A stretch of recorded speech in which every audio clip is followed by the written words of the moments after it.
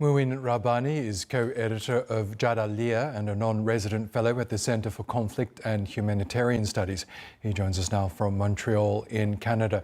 Really good to have you with us, sir. Steve Witkoff's visit to Gaza apparently lasted about 5 hours. He also pledged that the US would be working on a new method to distribute aid throughout Gaza. What's your view on Witkoff's visit? What do you think it achieved? Well, this was a choreographed visit organized by a genocidal army and a death squad posing as a humanitarian agency to a human abattoir. So it's obvious that, he was given an impression of reality that is the precise opposite of what you and everyone else who has looked into this has been reporting over the past month. So I think we can safely ignore Witkoff's visit. What matters is what now happens if Witkoff speaks glowingly of the operation that he witnessed, and he does know exactly what is taking place at these so-called distribution centers. If he speaks positively about them, it means that the U.S. has signed off on the continuation of the famine in the Gaza Strip.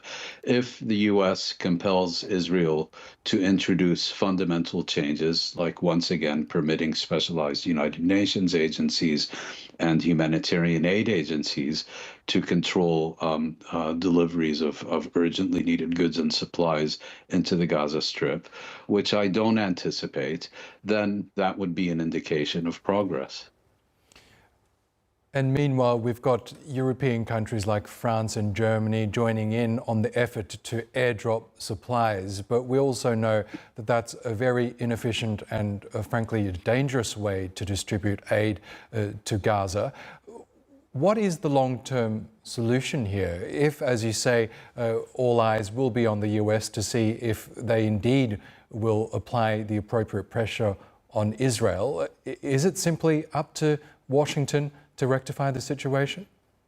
No, it's not simply up to Washington, because others have leverage too. You mentioned several European countries, and I would argue that these airdrops are not only an inefficient method of delivering urgently needed humanitarian supplies to the civilian population of the Gaza Strip, they're also a diversion and camouflage, because everyone who has looked into this, and specialists in particular, have said this will amount to no more than a drop in the bucket. What is required is to flood the Gaza Strip with the supplies and goods that are literally sitting on the border with the Gaza Strip. Of course, Israel's latest claim is that the UN is refusing to feed the people of the Gaza Strip because apparently it considers it more important to make Israel look bad, which is a complete hoax. But these European countries too have enormous leverage.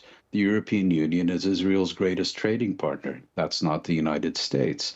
And if they were to adopt concrete actions like suspending the association agreement between Israel and the European Union, I guarantee you that within 24 hours, all the goods that are required to save these lives that are being lost to famine would be saved. But here again, the European Union and its member states have decided that they prefer to continue with business as usual because they don't want to hold their favorite child, Israel, to account for its crimes.